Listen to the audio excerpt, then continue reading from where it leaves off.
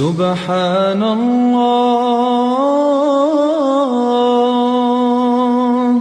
والحمد السلام علیکم ورحمۃ اللہ وبرکاتہ۔ ایمان پر خاتمہ نصیب ہو جائے تو یہ سب سے بڑی کامیابی ہے، اس سے بڑی کوئی کامیابی نہیں ہو سکتی، اس لیے کہ یہ کامیابی ہمیشہ کی کامیابی ہے۔ اللہ تعالیٰ نے قرآن پاک میں ارشاد فرمایا ہے کہ جسے جہنم سے ہٹا دیا جائے اور جنت میں جسے داخل کر دیا جائے، جنت کا پروانہ جسے مل جائے، وہ بہت بڑی کامیابی حاصل کرنے والا ہے۔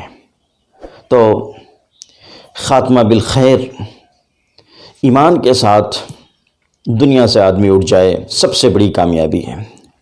اب اس کامیابی کو ہم کیسے حاصل کر سکتے ہیں؟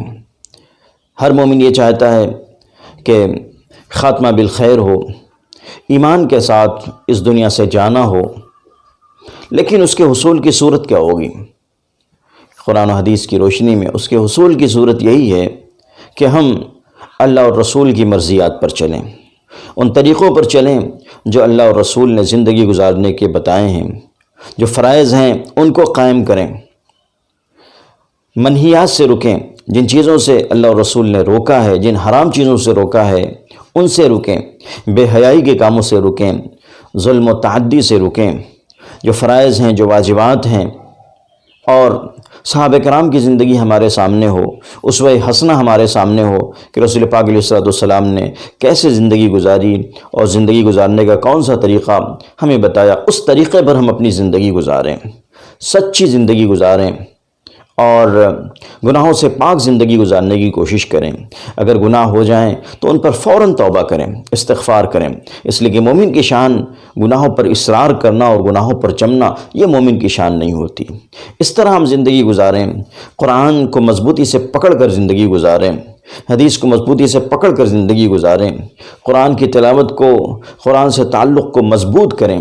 اس طرح اگر ہم نے زندگی گزاری اور اللہ ہم سب کو توفیق عطا فرمائے تو انشاءاللہ اس دنیا سے ہم ایمان کے ساتھ رخصت ہوں گے اور ایمان کے ساتھ ہمارا خاتمہ ہوگا۔ کچھ دعائیں سکھائی گئی ہیں، ان دعاؤں کو بھی پڑھنے کا معمول بنانا چاہیے۔ قرآن پاک میں اللہ تعالیٰ نے ارشاد فرمایا ایک موقع پر، ربنا لا تزغ قلوبنا بعد اذ ہدیتنا وہب لنا من لدنک رحمہ انک انت الوہاب۔ بڑی مؤثر دعا ہے، انشاءاللہ اس دعا کی پڑھنے کی برکت سے اور اعمال صالحہ کی برکت سے ایمان پر خاتمہ نصیب ہوگا۔ پھر ایک مرتبہ سنیں دعا کو، ربنا لا تزغ قلوبنا بعد اذ ہدیتنا وہب لنا من لدنک رحمہ انک انت الوہاب۔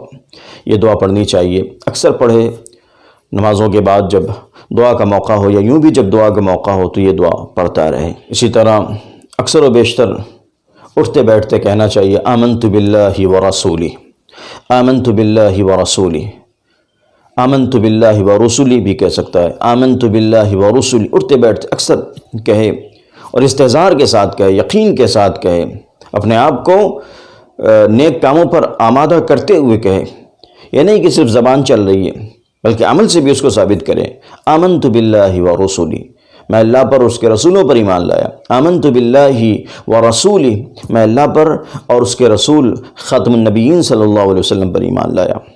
اسی طرح ایمان مجمل، ایمان مفصل، ان کلمات کو پڑھتا رہے، جو کلمات ہیں ان کو دہراتا رہے، پڑھتا رہے۔ آمنت باللہ وملائکتہ وکتبہ ورسلہ والیوم الآخر والقدر خیرہ وشرہ من اللہ تعالی والبعث بعد الموت۔ اسی طرح آمنت باللہ کما ہوا باسمائہ وصفاتہ وقبلت جمیع احکامہ۔ اسی طرح یہ دعا بھی پڑھے، اکثر پڑھتا رہے، رضیت باللہ ربا وبالاسلام دینا وبمحمد نبی ورسولا۔ وہ بھی دعا مانگتا رہے اپنی اپنی زبان میں کہ اللہ پاک ہمارا خاتمہ ایمان پر فرما۔ اللہم من احییتہ منا فاحیہ علی الاسلام ومن توفیتہ منا فتوفہ علی الایمان۔ اللہ ہم میں سے جس کو تو زندہ رکھ اس کو ایمان کے ساتھ زندہ رکھ، اور جس کو تو اٹھا لے اور موت دے تو اسے ایمان کے ساتھ موت دے۔ اللہ تعالی ہم سب کو ایمان کے ساتھ اور اسلام کے ساتھ زندہ رکھے، اور جب اس دنیا سے ہمیں اٹھائے تو کلمہ طیبہ کے ساتھ اٹھائے، ایمان کے ساتھ اٹھائے، اپنی رضا کے ساتھ اٹھائے۔ اس ویڈیو کو دوستوں کے ساتھ بھی شیئر کریں، چینل کو سبسکرائب نہیں کیا ہے تو سبسکرائب بھی کر لیں، والسلام علیکم ورحمۃ اللہ وبرکاتہ۔